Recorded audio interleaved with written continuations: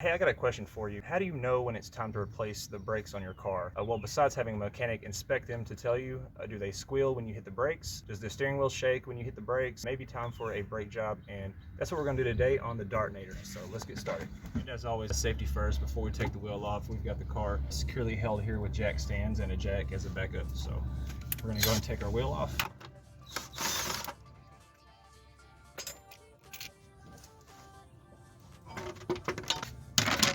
Alright, now right here we have our brake rotor and we have our brake caliper. This is actually very simple to do, very few steps, and on this one the first thing we're going to do, we're going to take our caliper bolts off. It's here on the back side, that's a 14. Okay. Alright, rip that one loose and we'll just go ahead and take it out. Now, we're going to take the bottom one off.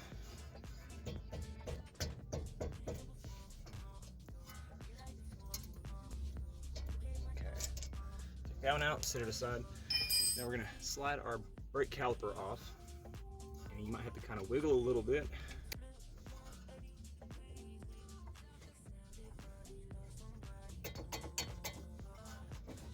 You're gonna actually sit this kind of right here on top. You don't want it to hang by this rubber hose here. This is your brake line. It won't completely destroy it, but just for good measure, we're gonna take the weight off of it and just sit it up here for now. Okay. Now, these are our brake pads. We're going to pop them out. They just pull right out. These actually don't look too bad, but we're going to go and place both front, left, and right sides. So we're going to take those out. Our next step, we need to get this rotor off, but before we do, we need to take this caliper bracket off here.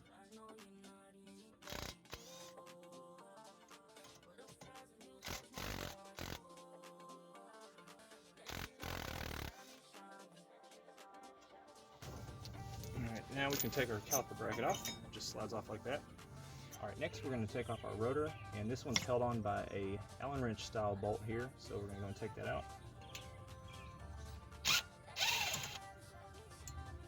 And the rotor should be free. You may have to give it a little tap or shake. Give it a little shake and it comes right off. Alright, and in our kit it included a new rotor, new brake pads, abutment clips, and squealers. I'm going to reuse the abutment clips that came on the car. They fit better in my opinion, but I will use the squealers here. And just to show you the difference between this rotor, it's not severe, but it has some grooves in it, and that's just, you know, from wear and tear. You can get these turned at a shop, but we went ahead and got the new rotors. You can see the surface there is nice and flat, crosshatch, and ready to go. So that's what we're going to use. I'll leave a link in the description where we bought this kit so you can get yours. Okay guys, before we start reinstalling the new brakes, I need to compress this piston here on this caliper, and I'm just using a C-clamp. You can pick these up at your local hardware store or supermarket for about $4 or $5.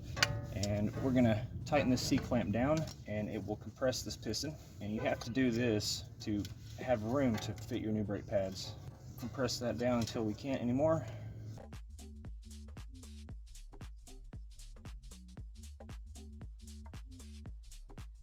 Right there. Okay, it's all the way compressed. We'll take our C-clamp off.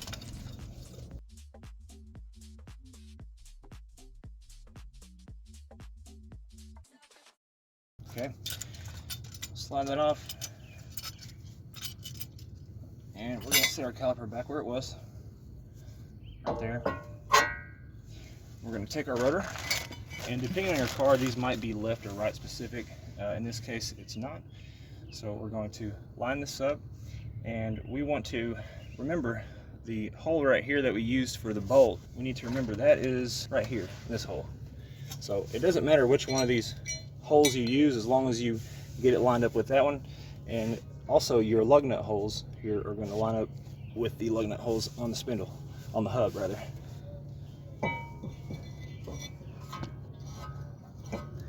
Okay. We're going to put our retainer screw in. And we'll just kind of thread it hand tight, or just thread it a couple threads. Let it hang like that.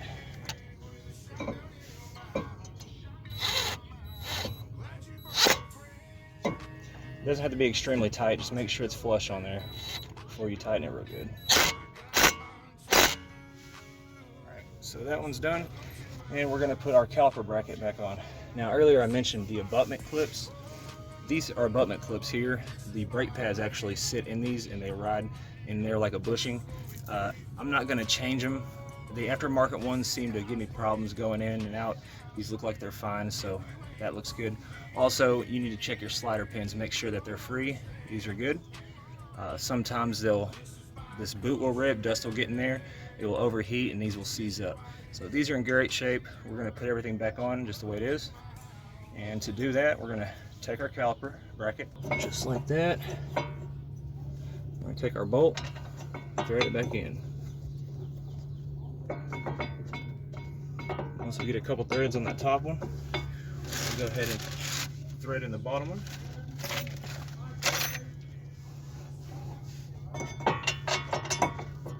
Like that. Alright, those are both threaded.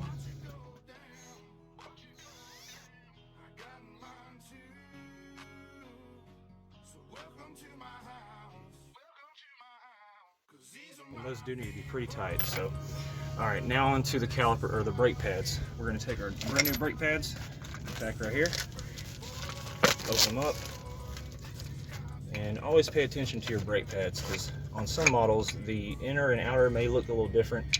These are the same all the way around, and if we look at our old ones, we can see that, you know, they're also the same on both sides.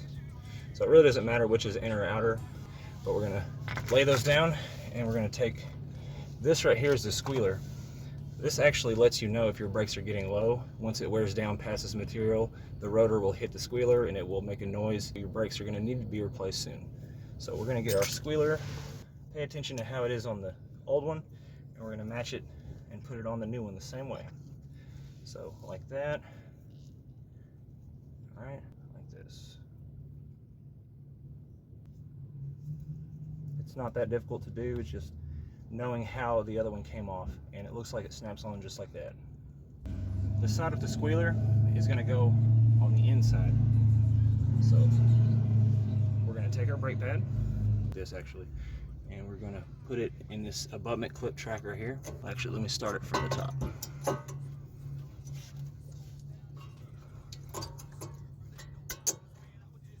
Okay, all right, the other one on this side. No squealer needed over here, just put it right in.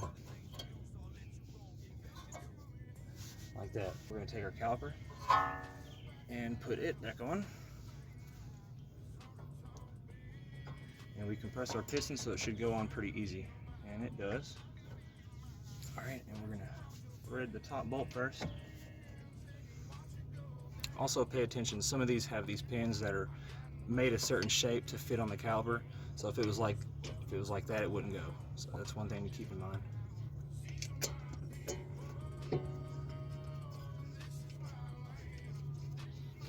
Deal. Down the bottom.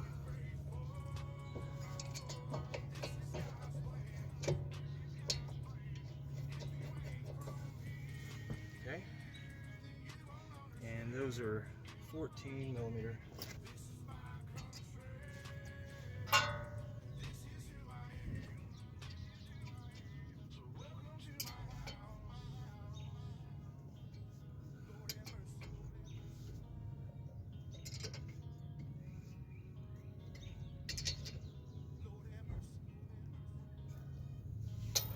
Alright, and that is it, guys. That is basically a rotor and brake pad replacement.